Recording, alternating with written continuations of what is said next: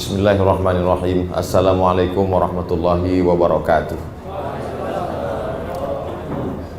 Alhamdulillah wassalatu wassalamu ala rasulillah wa ala alihi wa sahbihi wa man da'a bida'watihi wa istanna bi sunnatihi ila yaumi liqa'i rabbih. Al-masyayikh al-kiram, al-ulama al-ajilla, nafa'ana Allah bi ghaziri ulumihim wa bi husni adabihim wa lutfihim. Asa yakuna hadzal liqa' liqa'an tayyiban mubarakan fih, maktuban fi safahati hasanatina yawma la yanfa'u malu wala banun illa man atallaha biqalbin salim. Ar-Rais al-Am Fadilatul Ustaz Muhammad Siddiq wal masyayikh al-kiram, para tuan-tuan guru, para ustaz, tak dapat saya sebut satu persatu, yang besar tak dihimbau gelar, yang kecil tak disebut nama. Insyaallah kita semua dimuliakan Allah Subhanahu wa taala. Amin ya rabbal alamin. Tadi Bapak Ketua menyebut Ustaz Abdul Somad kalau diundang mungkin antrinya bertahun-tahun. Anak raja pergi ke Padang, singgah sebentar melalui sawah. Abdul Somad tak perlu diundang karena memang dia orang Dewan Dakwah. Jadi saya sampaikan kepada Ustadz Jamal. Ustadz Jamal ini dari Lembaga Amil Zakat Infak Sedekah Lazis Dewan Dakwah, sahabat saya dulu di IAIN sebelum saya ke Mesir. Ustadz Jamal, tolong sampaikan ke Bapak yang mulia Ketua, saya mau datang bersilaturahim. Pertama karena sudah lama tidak ke Dewan Dakwah. Kedua ingin melaporkan beberapa perjalanan kita selama ini dengan Dewan Dakwah di desa terasing, suku tertinggal, suku terasing. Kemudian ada adik kelas saya yang sekarang menulis tesis S2, disertasi S3. Saya minta beliau menulis di Universitas Internasional Afrika di Khartoum supaya menulis tentang Dewan Dakwah dari segala aspeknya. Jadi hanya sesimpel sederhana itu saja. Tiba-tiba saya mendapat balasan WhatsApp, katanya Ustadz Somad dipersilakan datang, akan disambut dengan sambutan yang luar biasa. Jadi saya mohon maaf karena mestinya malam ini tuan-tuan guru beristirahat dengan kesibukan. Tak dapat saya balas kecuali dengan mengucapkan man ahsana ilaikum, siapa yang berbuat baik kepada kamu fakafi'uhu, balaslah. Fa illam tajidu, kalau kamu tidak mampu membalas, fad'u lahu, doakan mereka. Doanya pun diajarkan Nabi SAW, jazakumullahu khairal jaza. Pisang emas bawa berlayar, masak sebiji dalam peti, hutang emas dapat dibayar, hutang budi dibawa mati. Pada kesempatan ini saya melihat di baliho haflatut tasyakkur alal husul alal doktorah wa darajatul ustadziyah, gelar profesor. Dulu ketika pulang saya menulis nama Ustadz saja, Ustadz Abdul Somad. Saya bilang tak usah tulis titel-titel itu, nanti kita riak. Tapi lama-lama saya sendiri minta supaya tulislah. Nah, karena di Pekanbaru ada koran, itu di halaman terakhir itu isinya semua Ustadz, tapi jual obat kuat. Nah, itu. Jadi untuk membedakan mana Ustadz betul, mana Ustadz hoax dengan mana Ustadz hak, itulah maka sekolah lagi saya. Adapun titel-titel yang ditulis oleh Dewan Dakwah ini, LC itu licence dari Al-Azhar, tulisannya licence. Orang Barat menyebutnya lisans, orang Prancis menyebutnya liaison. Artinya ijazah, ajaza yujizu ijazah. Orang ini sudah boleh mengajar. Kalau bidan beranak, bidan berijazah. Kemudian DESE itu kalau di Maroko keren, diplôme études supérieures approfondies. Tapi begitu dibawa ke kampung jadi desa. Diplôme études supérieures approfondies, bahasa Arabnya diplom dirasat al-ulia al-mu'ammaqah. Nah, artinya orang ini sudah ta'ammaqa fi takhassusihi. Kemudian PhD itu dari Durman Islamic University, Doctor of Philosophy. Lalu kemudian pada tanggal 24 Desember 2019 disidangkan ketua sidang Profesor Dr. Omar Al-Ma'ruf Ali. Dia umumkan, dengan ini kami Majelis Guru Besar memberikan gelar doktor kepada Abdul Somad bidarajatil mumtaz, kata dia, diumumkan. Kemudian viral. Saya waktu itu menunduk berkaca-kaca mata saya, begitulah rupanya Allah mengabulkan doa jamaah yang selama ini kasihan menengok saya dibuli-buli. Jadi itu doa jamaah semuanya. Kemudian pada bulan Januari saya ke Brunei Darussalam. Kemudian di Brunei Darussalam mereka lantik saya sebagai visiting professor Al-Ustaz Az-Zair di Universitas Sultan Syarif Ali, UNISA. Jadi setiap awal bulan saya ke sana 3 hari. Bahasa kerennya visiting professor. Kalau bahasa Melayunya Ustadz terbang hinggap. Jadi dia tak terikat. Karena kalau kita terikat full time, tak bisa lagi masuk ke suku pedalaman, suku terasing. Jadi biarlah menjadi ustadz sekali-sekali datang. Lalu kemudian saya masuklah ke suku pedalaman. Dari awal masuk itu dengan Dewan Dakwah. Sampai bulan yang lalu masuk. Sejak 5-6 tahun yang lalu. Dewan Dakwah, Dompet Duafa, kemudian Badan Amil Zakat Nasional, lalu lembaga-lembaga lain. Ada namanya lembaga tanpa riba dan lembaga-lembaga lain. Lalu kemudian ketika kami masuk ke dalam, jadi rupanya mereka pakai strategi, orang suku Talang ini dia di tepi sungai. Mereka ini masyarakat nomaden tapi berpindah-pindahnya di tepi sungai. Jadi dikepung dia dari tepi ini. Misionaris itu dari sini, misionaris dari Prancis, dari Belanda, dari Jerman. Yang bulan lalu kami datang tuh dari Korea. Kepungnya di sini satu, di sini satu. Jadi anak umat Islam yang di tengah ini kemanapun pergi akan masuk dia. Ketika saya mau pulang 6 tahun yang lalu, pas sudah mau pulang, sedang duduk-duduk mau naik mobil, datanglah emak-emak. Dipegangnya lutut saya sampai mau bersujud dia, saya tarik supaya tegak berdiri. Kata dia, Ustadz janganlah tinggalkan kami tak mau anak cucu kami ini murtad. Nah, jadi itulah yang membuat saya terus datang tiap tahun. Penggalangan dana dari 3 cara. Yang pertama, saya posting nomor rekening, bukan nama pribadi saya, bukan pula yayasan punya saya, tapi yayasan dari pegiat yang ada di dalam. Karena saya takut fitnah. Karena gimana pun orang mencari-cari kesalahan kita. Yang kedua, melalui tablik akbar. Jadi ketika mau masuk itu biasanya pagi itu dibuat 3 tablik akbar. Tablik akbar duha, tablik akbar asar, tablik akbar malam. Tablik akbar duha dapat duit di Kabupaten Pelalawan 70 juta. Kemudian di Pematang Rebah 40. Dan malam itu di Balilas namanya dapat 80. Itulah kami bawa ke dalam untuk membantu operasional pondok pesantren yang didirikan di tengah supaya anak-anak Islam niksi. Cuman yang jadi masalah sekarang kita melihat mereka ini masyarakat yang eksklusif, tertutup. Sehebat apapun kita di dalam, mereka tetap menganggap kita ini orang luar, orang asing. Mereka menganggap kita ini bukan bagian dari dia. Walaupun kita tidur di situ, makan di situ. Jadi waktu awal-awal ke sana lama saya berpikir, ini kalau dikirim dai dari luar kurang connect dengan mereka. Jadi yang paling baik adalah anak-anak mereka ini yang kita sekolahkan. Alhamdulillah sekarang anak-anak mereka ini ada yang sekolah di Jawa, sebagiannya ada di Pekanbaru, ditampung oleh beberapa muhsinin. Sekarang sudah kelas 5. Jadi 2021 mereka nanti kelas 6, 2022 mereka ini akan pulang. Kalau mereka tetap dibiarkan di Pekanbaru atau di Jawa, di Jakarta, biarkan mereka kuliah. Nanti kuliah dia ketemu jodoh, dia tak balik lagi ke kampung. Ini tak ada gunanya, mubazir. Bercapek kita sekolahkan. Kalaulah dia cuma disekolahkan untuk tinggal di kota, bagus ditransmigrasikan aja semua. Nah, jadi saya berpikir mereka disekolahkan ke kota, tapi nanti mereka mesti balik ke kampung dia. Pakai konsep ayat falawla nafara min kulli firqatin minhum ta'ifatun liyatafaqahu fiddin. Setelah liyatafaqahu fiddin waliyunziru qaumahum. Jangan mereka itulah yang bisa pulang nanti berkata ya qaumi ibudullah. Kita enggak bisa. Walaupun saya orang Riau, saya tak bisa berkata di dalam ya qaumi ibudullah. Kata mereka engkau orang Pekanbaru, kata dia. Tak bisa. Yang bisa berkata ya qaumi ibudullah itu adalah anak-anak mereka ini yang pulang. Dan sekarang anak ini sudah kelas 5.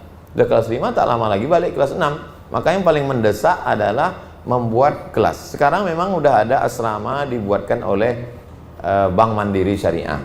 Mereka bangunkan satu asrama. Kemudian ada kelas, tapi tak mencukupi. Lalu kemudian kemarin duduk-duduklah kami sebelum pulang, Dewan Dakwah, Dompet Duafa, Basnas, PLN. Kemudian saya tanya, PLN sanggup tak 2 kelas? Kata PLN insya Allah 2 kelas. Dompet Duafa 1 kelas. Basnas katanya siap 1 kelas.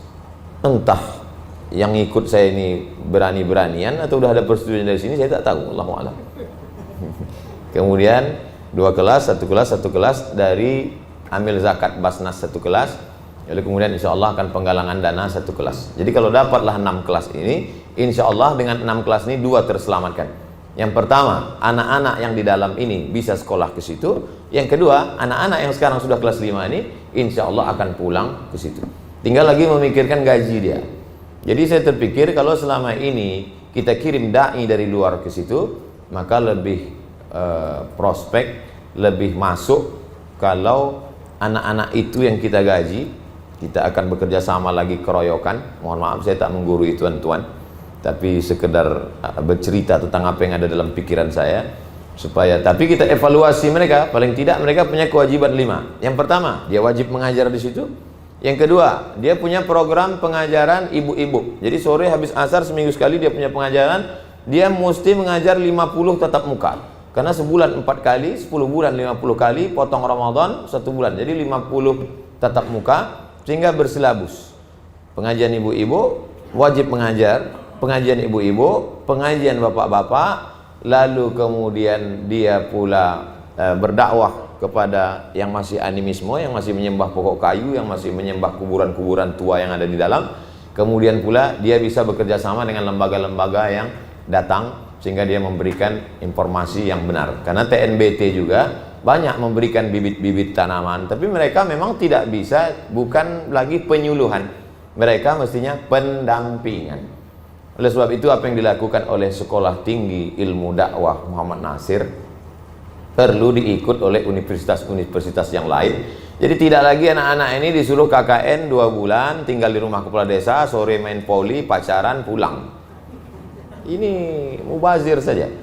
Jadi apa yang dilakukan Sekolah Tinggi Ilmu Dakwah Muhammad Nasir, biarkan mereka di situ setahun, walaupun dia bukan anak syariah usuluddin dakwah. Misalnya dia dari Fakultas Sains Teknologi, yang bisa dia merekam, membuat video pendek sehingga menjadi syiar dakwah, bisa membuat film dokumenter, film pendek yang dari saintek.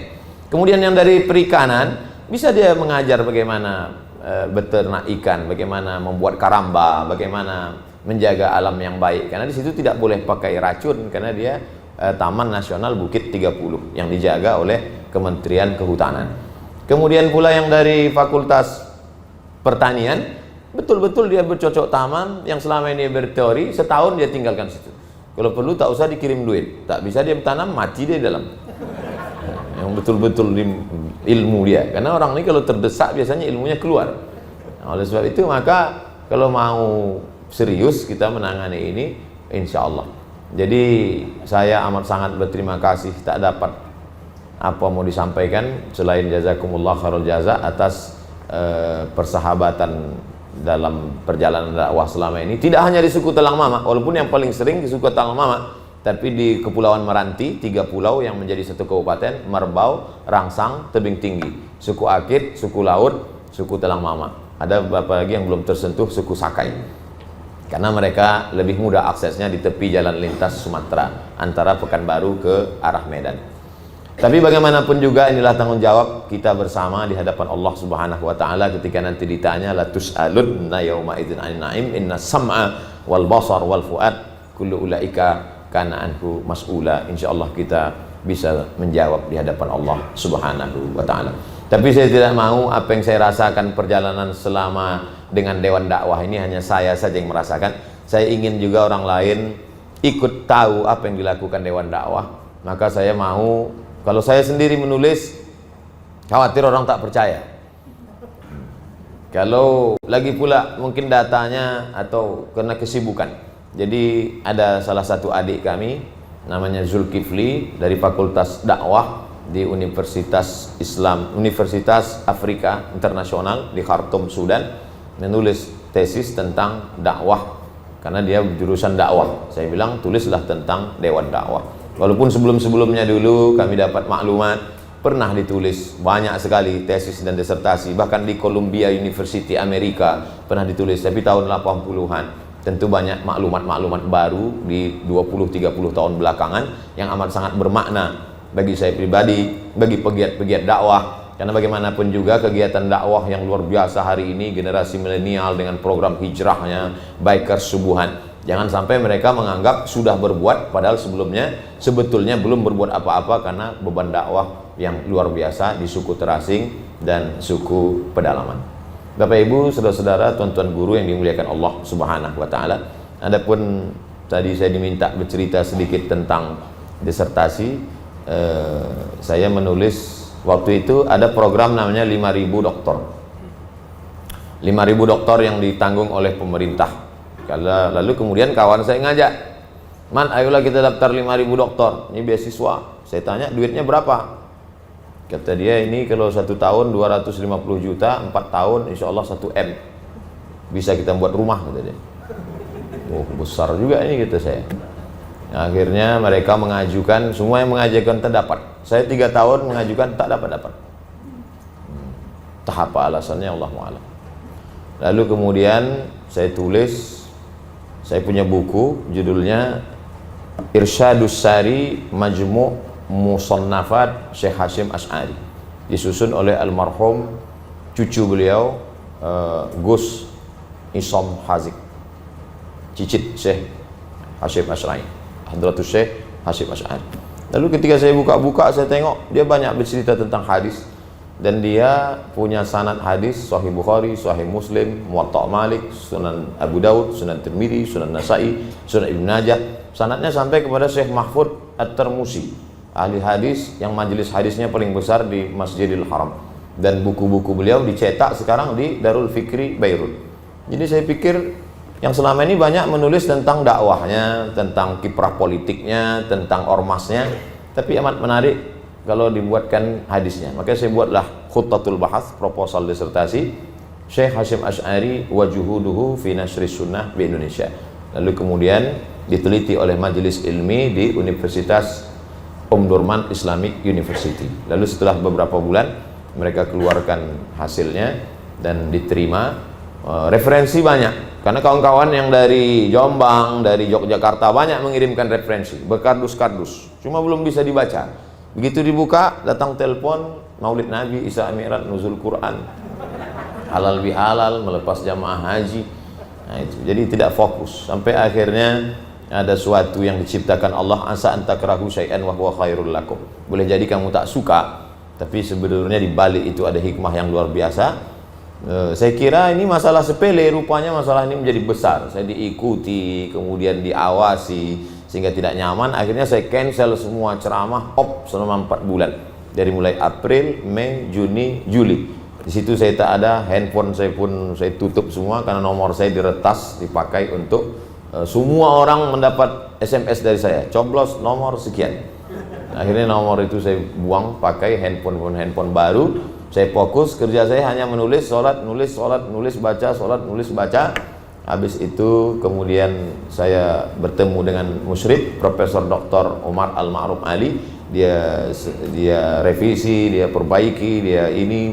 Akhirnya sampailah pada tanggal 24 Desember 2019 dengan perjalanan yang cukup panjang, lebih kurang 3 tahun, dari 2016 sampai proses awalnya, proses takdimnya, proses masukkan berkasnya, sampailah terakhir.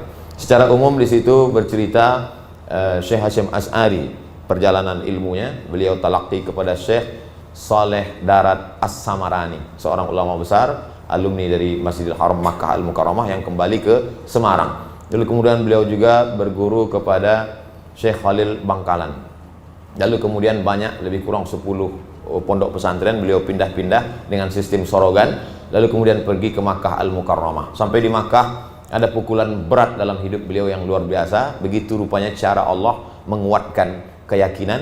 Di saat yang sama meninggal anaknya, meninggal istrinya, pulang dia ke Jawa, dibawanya adiknya sampai di Makkah, adiknya itu pun meninggal juga.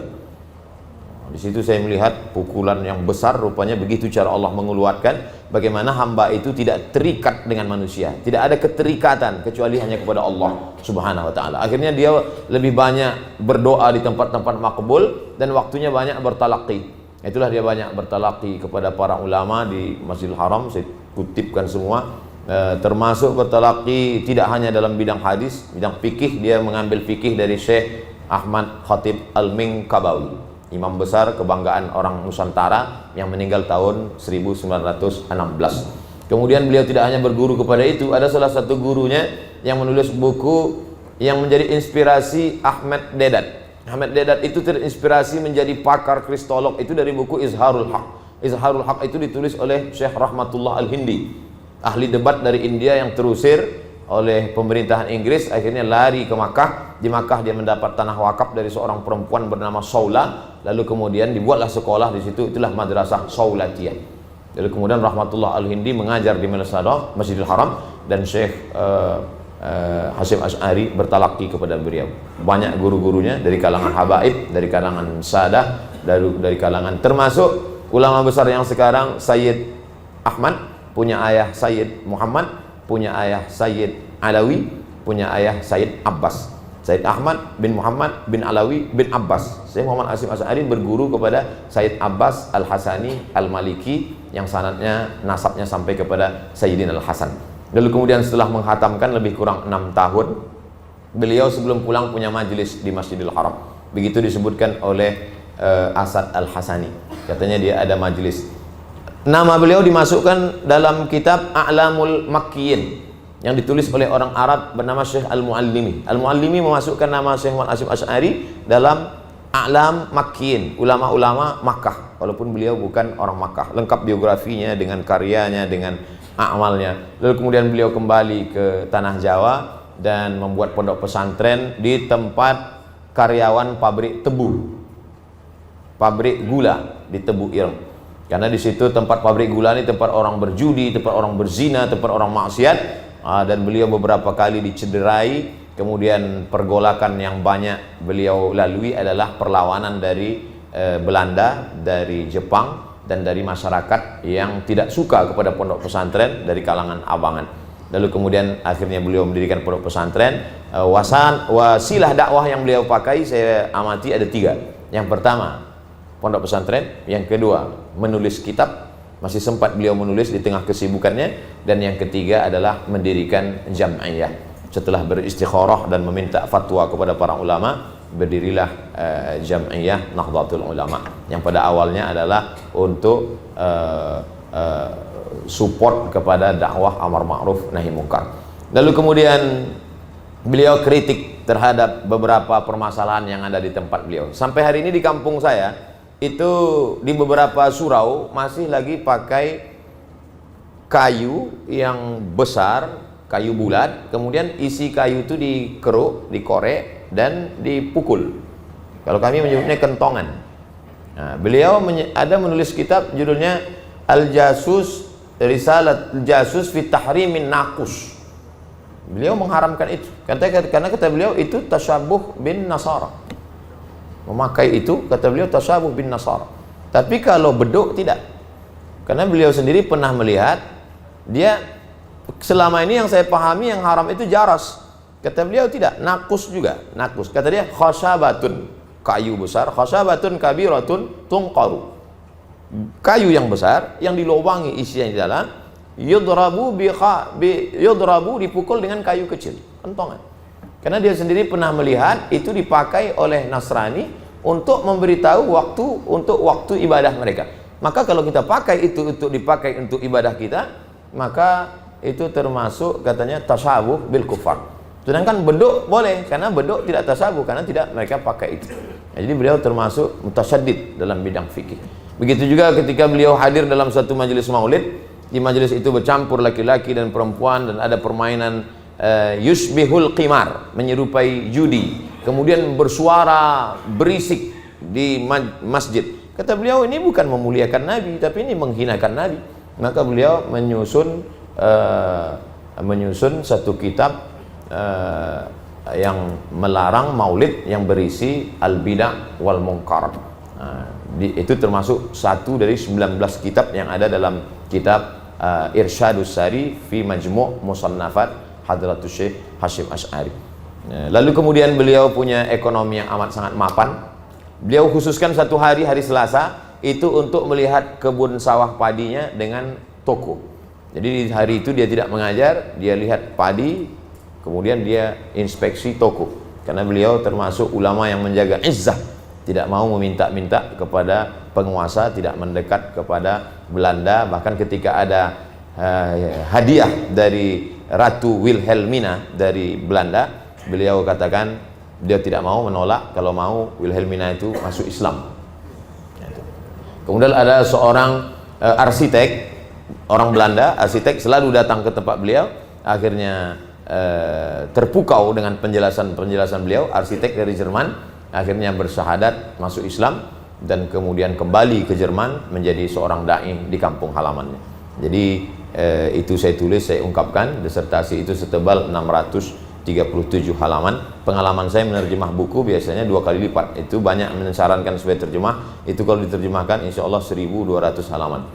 Dan yakin dan percaya tak akan dibaca orang, karena tebal sekali. Orang kita bukunya mau tipis-tipis. Saya tak dapat berbicara panjang lebar tentang disertasi ini karena saya pun tak banyak ingat isinya, lupa karena banyak betul yang mau diingat. Tapi insya Allah di YouTube udah kita bahas itu 2 jam di Batam. Judulnya Bedah Disertasi. Tinggal tulis saja di YouTube Bedah Disertasi Abdul Somad, enter. Jangan lupa subscribe, like, and share. Bapak Ibu yang dimuliakan Allah SWT, saya di Dewan Dakwah tidaklah merasa ustadz tamu, tidaklah merasa sedang berceramah. Saya hanyalah salah seorang dari anak-anak bapak ibu, anak-anak Dewan Dakwah yang sedang kembali, sedang bercerita kepada orang tuanya. Itu yang ada dalam perasaan saya hari ini. Saya tidak sedang berceramah, saya hanyalah seorang anak yang sedang datang bercerita kepada orang-orang tua saya, kepada abang-abang saya, kepada saudara-saudari saya di Dewan Dakwah. Mudah-mudahan kebersamaan kita dalam dakwah ini sampai nanti berteman, berkawan di dunia, bertetangga di surga, insya Allah. Amin. Itu tak ada dalam hadis, dapat saya dari grup WhatsApp. Berteman di dunia, bertetangga di surga, begitu katanya.